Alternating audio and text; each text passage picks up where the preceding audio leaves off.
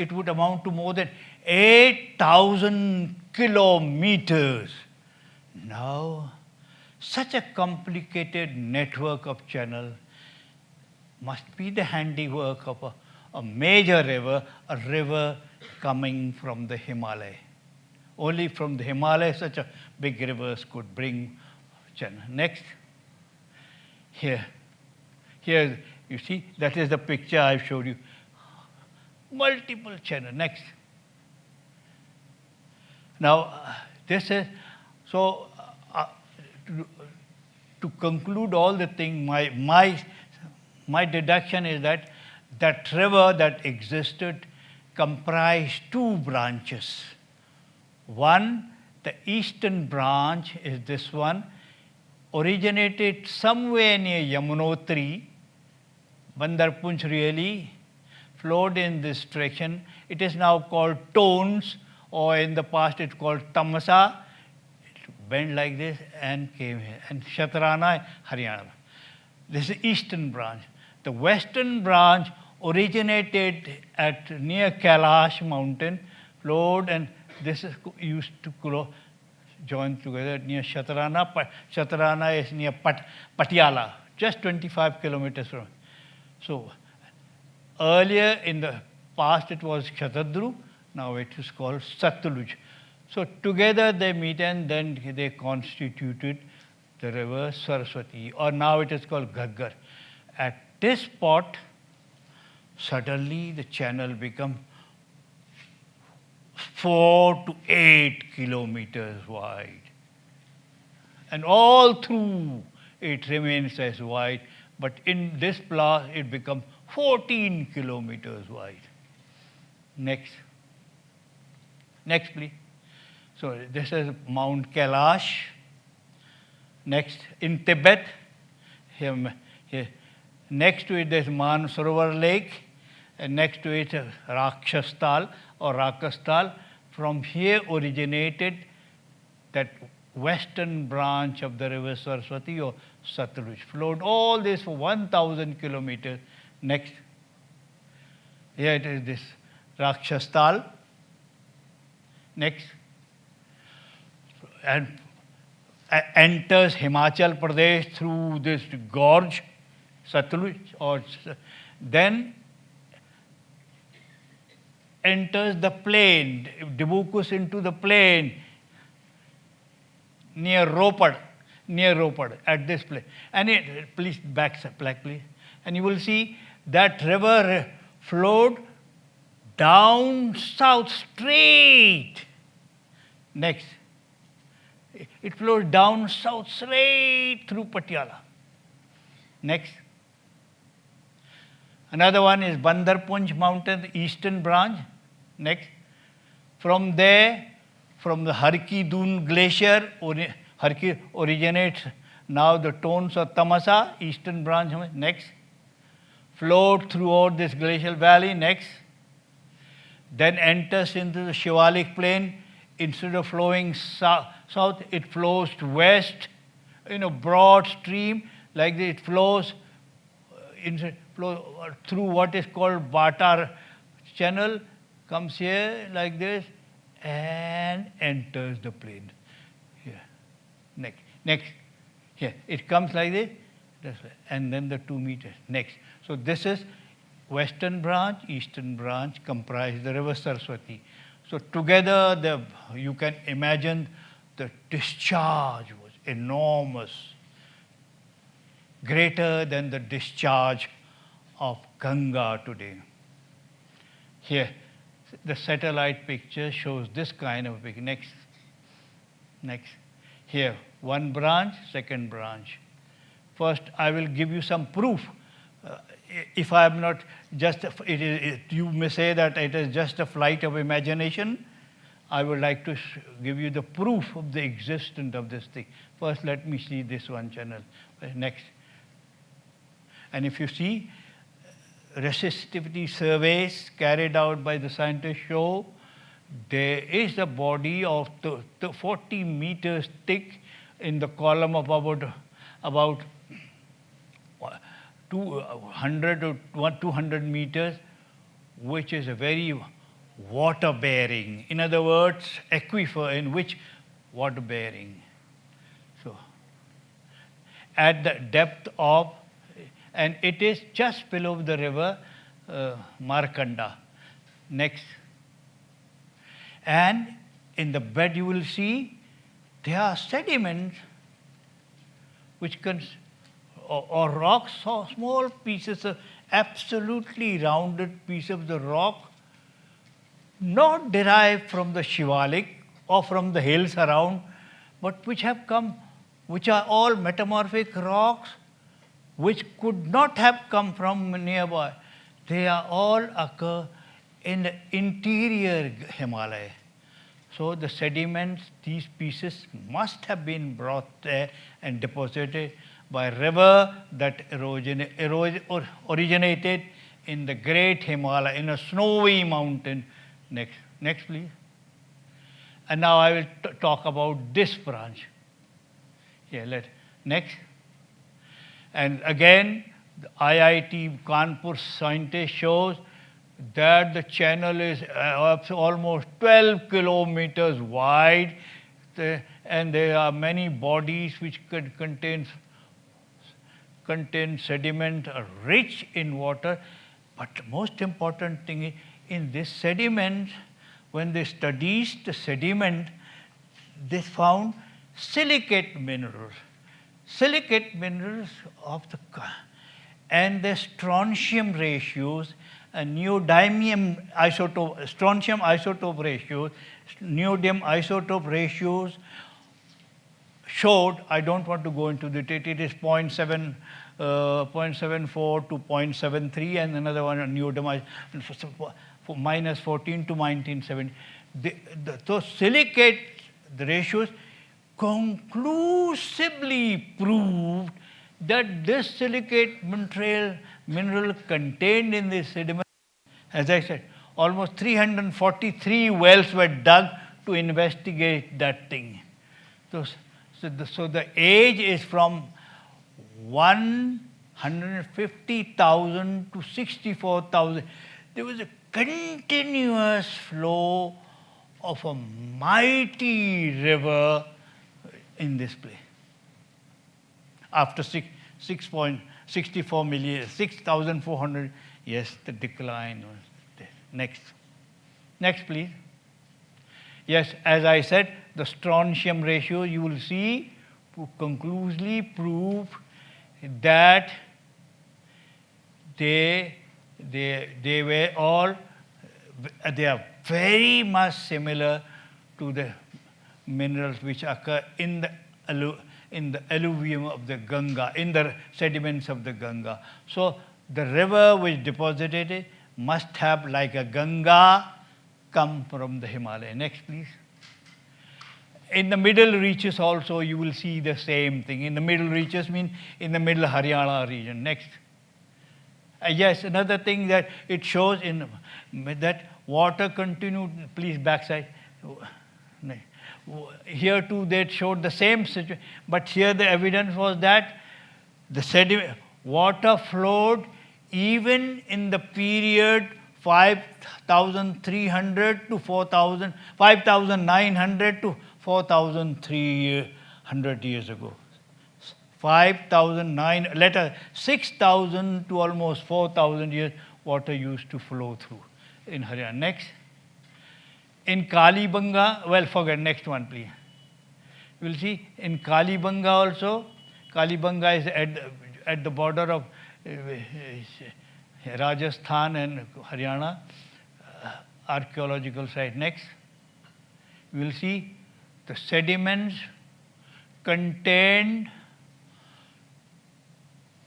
a fossil, a shell dated to 9,700 and 5,000. There was also a mineral, feldspar 8,000, and the strontium ratio, so this one. So proof that the sediment came from the great Himalaya. Most of that come great. and there was a little contribution from the lesser Himalaya. Lesser Himalaya means populated Himalaya, where people live. Next. Here. Next, please. Well, next, please. Yes, please go back. Sorry. Okay. Now, here it is. This is Sindh, Pakistan desert, and this is Indian desert, Jaisalmer region, Thar desert, heart of the Thar desert. Bahawalpur, Pakistan on this side, Jaisalmer this side. And you will see interpretation of satellite imagery using the very sophisticated technology show underground channels of this kind. I've already shown underground channels. Not multidisciplinary. Next. And when the Oil and Natural Gas Commission drilled holes well for finding oil and gas, you know what they found? They found sweet water gushing out in a region of brackish water, unbearably brackish water, sweet water gushing out so much that it has been almost 40 years and the water is being used continuously for 24 hours for intensive irrigation, and there is no sign of the decline of discharge of those tube wells or wells emitting sweet water. How come there is existence of sweet water in the heart of the desert of brackish water and of salt? Back, please, back here. Here, these are they are coming from these channels underground, covered with dense pile of dunes. And now next, so here is the and the analysis was made of hydrogen, oxygen isotopes. You know, I don't want to get it. You know, most important thing that was found was that the heavy isotope of hydrogen called tritium, content of the sweet water was negligible or even zero. Now the absence of tritium implies that this water which is coming out from the depth is not the rainwater which has percolated down. In other words, it is not a rainwater recharged water. It is not the rainwater which had somehow percolated down and is coming out. No. It is entirely different. Different, and that means only it could have been, and as I say, inexhaustible. That means it could have been another source, not the rainwater. Now, dating was done. You see, dating was lo and behold, at the depth of 20 to 50 meters at the depth, the date of the water is depth of 5,000 to 4,000 to 6,000 years. And at the depth of 60 to 250, 6,000 to 22,000 years. In other words, the sweet water contains zero or negligible tritium. It dates back to 4,000 to 22,000 years back. That means there's a fossil water. Next. And across the border in Bahawalpur, or where the rivers are, it's Hakra, you will see same dense conglomeration of the settlement. The channel is almost very wide. The depth of the sediment, depth of the sediment is almost 100 meters. And here too, sweet water coming out, sweet water coming.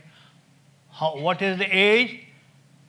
1300 to 400. Oh, no, 13,000 to 4,000 years.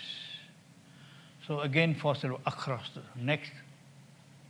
So now we come to the point where the river discharged into the sea, which is now represented by the Run of Kutch, great Run of Kutch.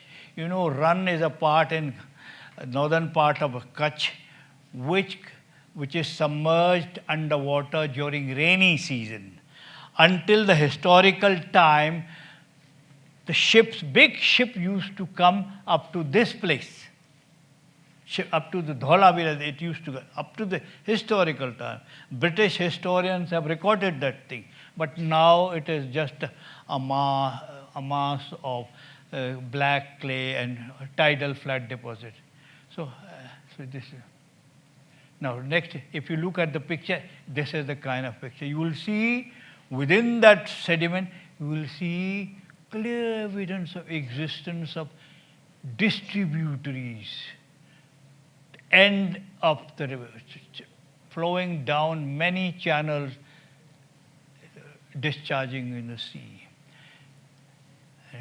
And in the sediment, you will see the clay particles contains heavy minerals which could have come only from the Himalayan region. Heavy minerals mean which have specific gravity very high that they sink at the bottom. So anyway, forget about that thing. And now, a very recent investigation showed, next, very recent investigation shows that, and a very detailed, that more than 70% of the sediment here is sediment derived from the Himalaya, from all the way from the north, not from Gujarat, adjoining Gujarat or from Rajasthan. That not only that, the strontium isotope ratio and the niobium isotope ratio said, well, they are like minus 40, or they are 0.73 to 0.75, just like in Kalibanga or elsewhere. Likewise, niobium, they all in minus 14 to minus 17. They all show that even the sediment deposited at the mouth of this river were Himalayan derived. So there is no doubt that a Himalayan born river existed. Next. So this is, you see, a detailed investigation. So you won't be able to understand, therefore I skip it and you see strontium ratio, etc. Next. Here, the same thing I have shown. Next.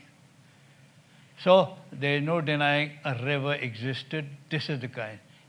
Western branch, next one. So what happened? What happened? Well, next, please. Earlier, backward, please. Back.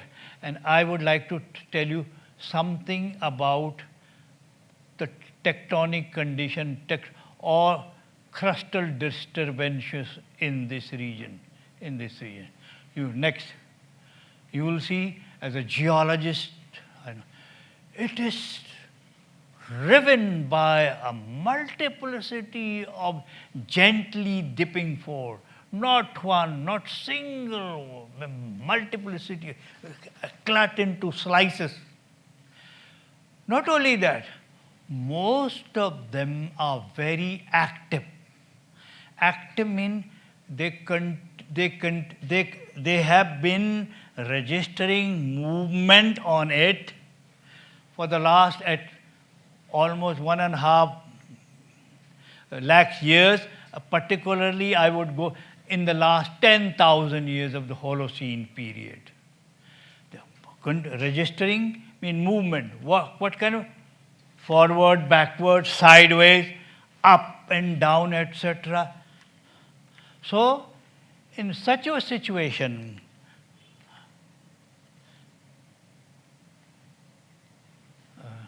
next, you will see what happened. This is a fault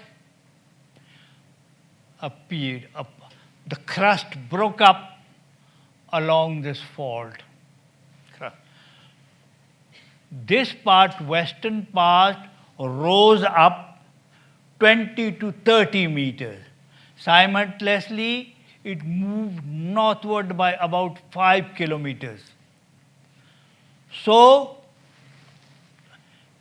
this means a river which used to flow, the eastern branch of the Saraswati used to flow in this direction, found that this has risen up 20-30 meters, and so it had no option, a blockade has been created, so it simply swerved southward.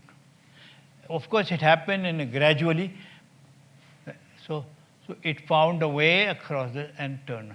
In other words, a river that used to flow westward then swung southward to join the river Yamuna. Next. Here, you will see clearly in a satellite picture what used to flow in this direction. Because of the faulting of this thing, it flows southward, and the river, it joined the river. In other words, the eastern branch quit the side of Yamuna, betrayed Yamuna, and joined the Yamuna to become the part of the Ganga system. Next, here, for it earlier, it quit to become this side. Next. Now, what is the proof that the Yamuna, this eastern branch had swerved southward and abandoned its western branch? See, suddenly 3,750 according to Thapar and 4,000 according to Bisht, archaeologists, let us say between 4,000 and 3,700 years back before present, suddenly there was an exodus of the people from the middle Haryana, or middle region Haryana, and there were a large number of settlements suddenly appeared here, including northern Haryana adjoining and northeastern Uttar Pradesh. So why this exodus? Exodus because the water flowing down the channel through the channel of them had diminished, and people had no option but to leave the hearth and home and to migrate to the greener pastures in search of water and search of greenery, and they settled down here. Of course, then a very wonderful story about since at that time they had already discovered iron, and therefore they could use iron tools, and here lay a dense forest, with the iron tools. They gradually migrated into the Ganga valley. Next. And now, next. So, I have to, can you go back? I have skipped many things. Next. Backward, please. Next. Likewise, yes, yes. Then I have forgotten, this what happened. And then 2,600 years ago, at the time when Gautam Buddha lived in the east, western branch also swerved westward. Why? Because the land this side had sunk. So this went that way. The result, both the branches having abundant Saraswati. Next. Next. It turned into a desert land. A desert, as I already said, a desert adjoining which happens to be the most crowded desert in the world. Next. So, next. People often ask me the question, they say that the Saraswati Salila, underground Saraswati joins the Ganga at Allahabad, Prayagraj. But wait, I will explain to you how it is. Earlier, this was the pattern, Ganga and Yamuna. And this was Saraswati, the eastern branch. This was the pattern. 3,700 years ago, you see, this part swerved westward and joined this one and became a part of Yamuna. So you will see Yamuna flowing along, mixed up with the water of the Saraswati joining at this. So this is what is meant by Anta Salila joining the Ganga at Prayagraj. Next. So that is the end of my story. Thank you so much.